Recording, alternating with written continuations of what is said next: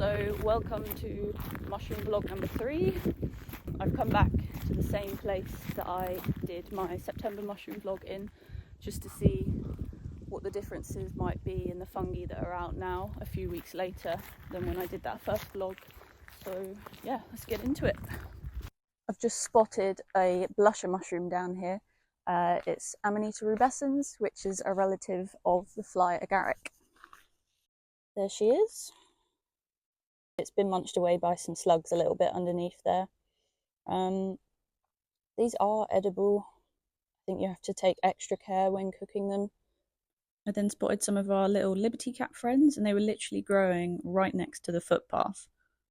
I was crouched down by this little pond for a good 10 minutes just watching this beautiful blue and green dragonfly come back and forth. It was so curious, it just kept coming over to see me, but it was really hard to capture. I've just stepped into a little glade of silver birch trees and pine trees, and I've just spotted a little patch of winter chanterelles. They're just down here. They're really camouflaged, like you wouldn't see them if you weren't really focusing on the ground. There's a nice big one. So the key ID for these chanterelles is that dip in the middle, that little hole that goes down into the hollow stipe. The stipe is a golden yellow. The cap is a pale brown. You've got the wrinkly forking veins underneath, not gills. Yeah, these are really easy to identify, to be honest. There's not much that you could mistake these with, other than probably the jelly baby mushroom, which is a small rubbery little mushroom, but it doesn't open out like this. It doesn't have gills or wrinkly veins, it's just a little blob. I've just stepped into a little beech and oak woodland, and there is so many rustler mushrooms in here. I think there must be like multiple fairy rings or one huge fairy ring in this area, but literally all of them have been munched. So I'll go and follow the trail. All of these. I just saw a huge stag as well, so I'm wondering if the stags, well, and the deer, they like to eat these rustler mushrooms. All of them look like that.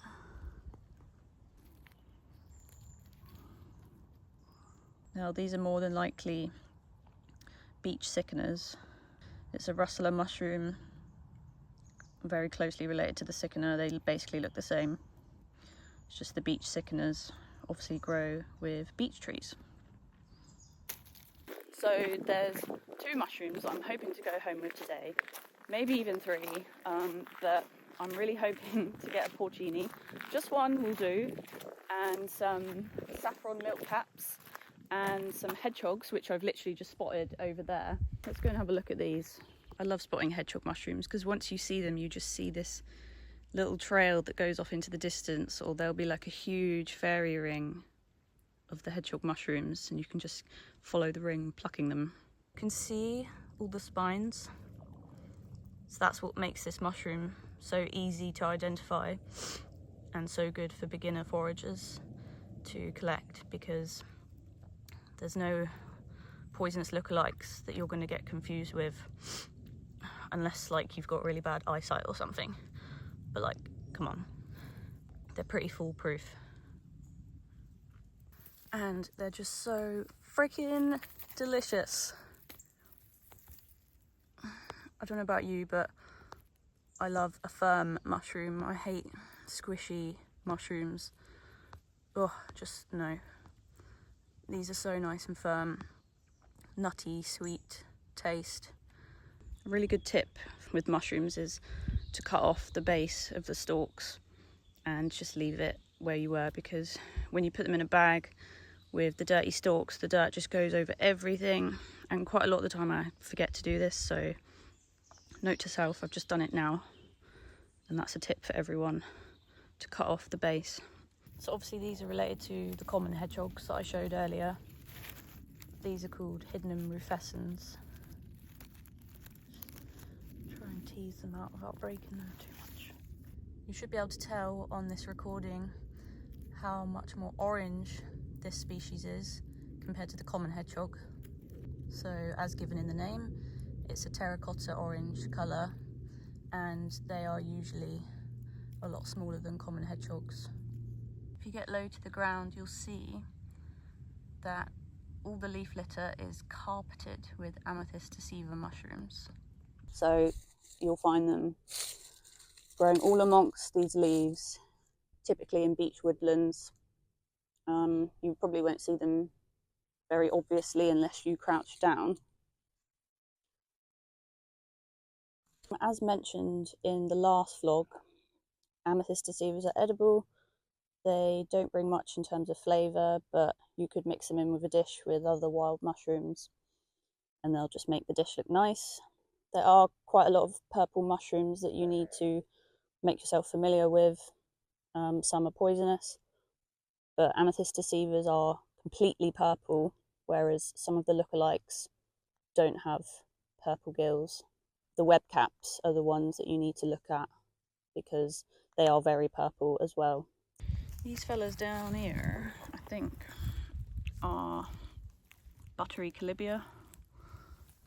They literally carpet beech woodlands.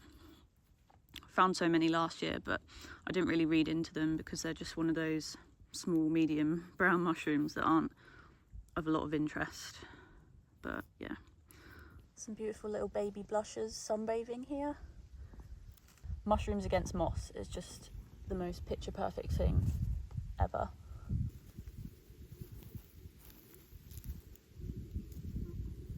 Right, I'm taking a really long walk now down to my spot where all the ancient oak trees are growing. So hopefully there's some interesting fungi growing over there. Can you hear that? Because it literally sounds like there's a hippo in the woods shouting. I'm assuming it's a deer. What the hell? It literally sounds like a warthog or something. I'm a bit scared.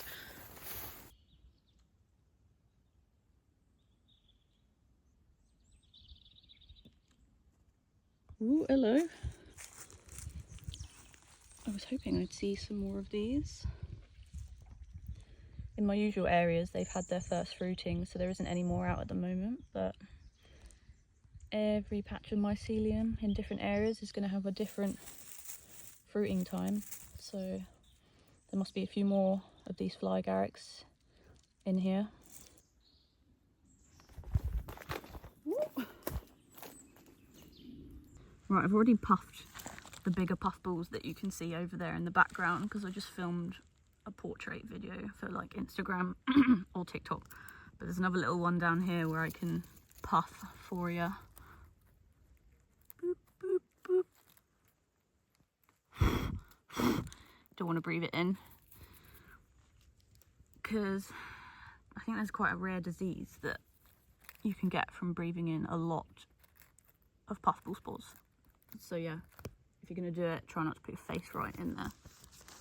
But a little bit's not going to hurt. There's such a lush oak tree here. Oak trees are my favourite tree. They're just so magical. And this one's got a really big fairy door. I mean, I could probably fit inside that if it was hollow. So beautiful with the moss and the vines all up there. And this oak tree definitely holds a strong tree spirit.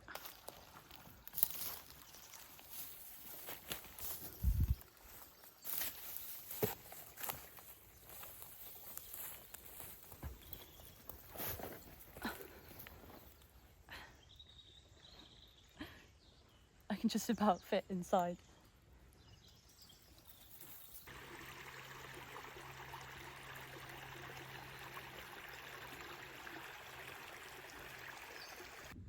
Right, down here there's some clouded agarics, but they're not in the agaricus genus, or I think they're called clouded funnels now.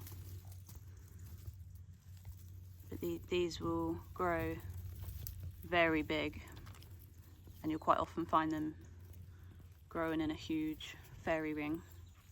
I've always had to like force myself to be friendly because it just doesn't like come naturally to me. Take my braces out.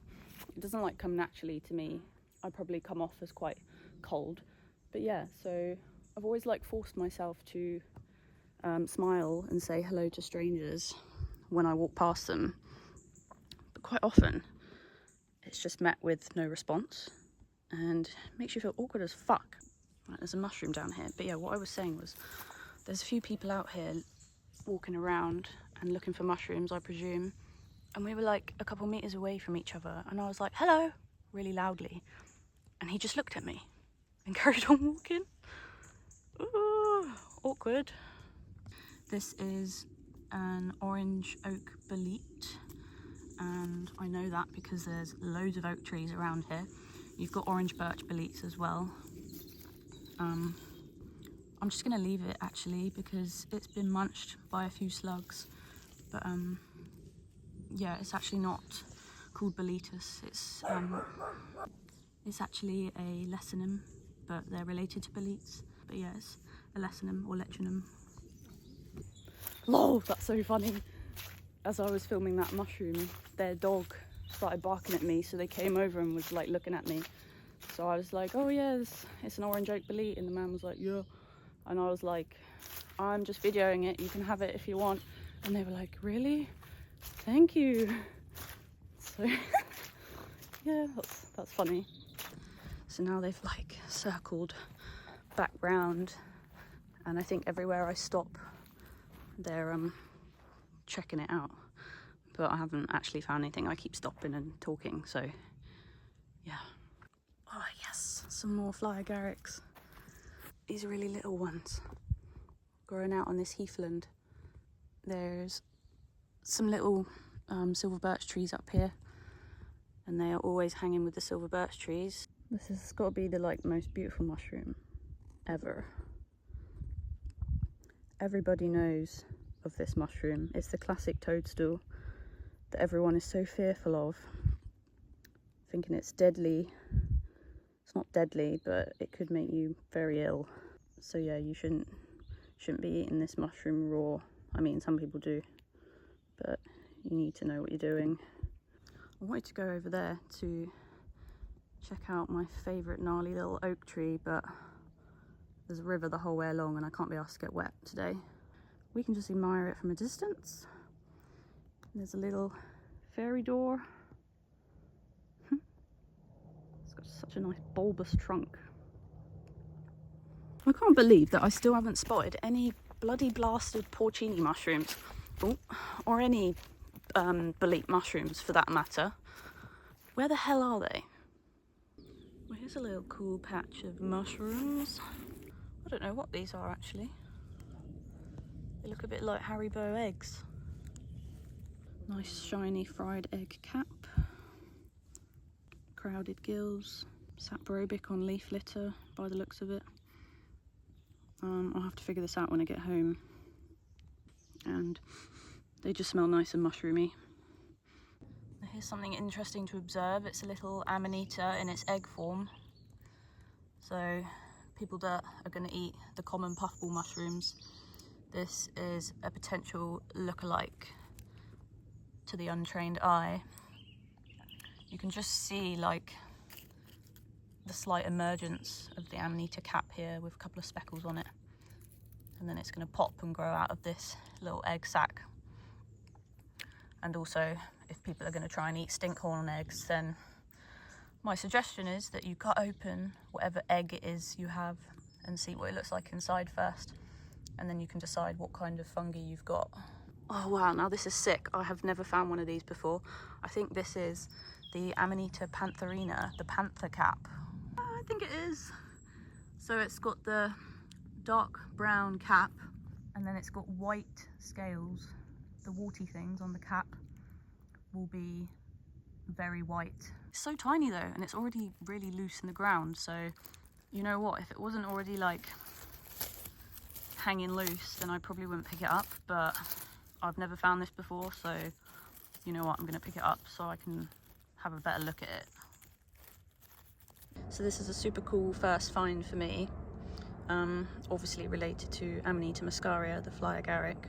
So it's got a smooth stem, smooth little skirt from what I can see. it contains the same toxins as Amanita muscaria. So yeah, that's super cool. There's another little one here. It's already been munched a little bit, but yeah, I'm gonna plug this one back into the ground and hope that it continues growing. I think it will, because it had a little hole, so I'm gonna pop it back in the hole. What the frick happened here? Mushroom explosion. I bet that was those other people that have been here. This has just been mashed right up. This looks like a hen of the woods. It smells a little bit off, but yeah, I'm pretty convinced that's a hen of the woods that may have been salvaged, or it's been trampled on, I don't know. But that is a delicious mushroom when you find it in its prime. I've got some dried out from last year. That looks like a nice brown birch bolete. I'll have that. I've been drying them out and adding them to my last little reserves of porcini, dried porcini mushrooms. Oh, it feels like it's been slugged. Ugh. How are we looking? Well, I don't think I want the stalk. You know what, if I was a bit desperate, I'd probably take the cap off, but I don't really need it that badly, so I'm just going to put it back. That is impressive though, look at that. So you know I was saying earlier about those clouded agarics? Well, I've just found like a really big patch of big ones. Some big boys. Sulphur tufts everywhere, as usual. I don't think there's anywhere that you can't find these.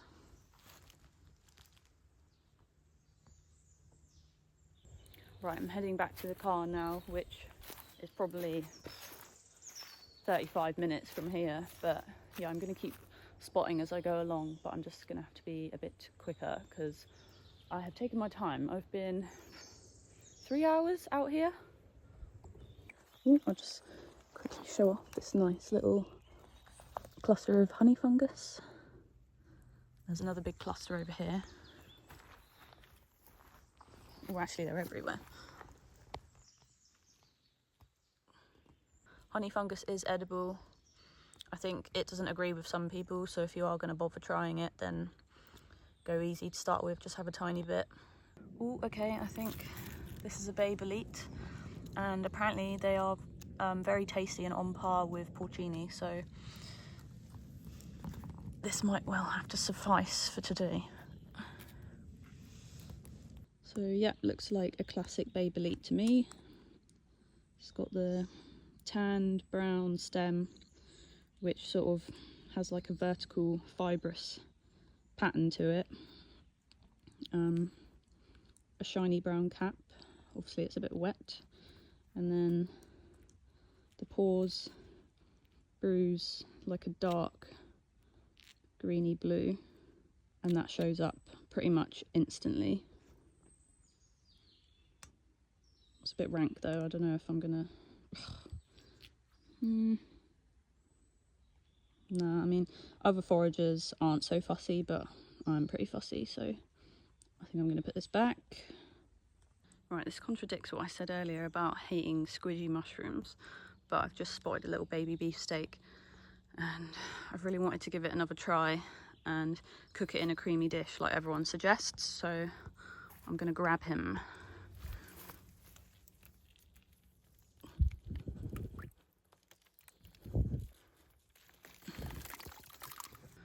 Now that doesn't look very appetizing at all, does it? That's literally just like a nugget of beefsteak, but it'll do. That's enough for me to try it again anyway. It's amazing to see as well so many people out foraging now, because last year I didn't see anyone out, and I've seen like, I don't know, 3 different lots of people and some people on their own foraging and looking through the bushes. So that's really cool that it's picked up as a hobby for people to get out and enjoy nature and discover wild food and medicine. So yeah, cool. There's a baby parasol mushroom there. And there's another one, bigger one over here. If you've got an edible parasol, then your spore print will be white or pale cream. But if you've got the poisonous parasol, which is the false one, then the spore print will be green. So this doesn't have like the really obvious textbook feature of the parasol, which is the snakeskin effect on the stipe. There is a little bit there, but this could be the slender parasol, which doesn't have that snakeskin effect. So I'm just going to conclude this now because my phone's going to die and there's so much more to see out here, which is annoying, but you can only spend so many hours walking around the woods and I'm really hungry. So yeah, I'll have to come here again and do another vlog.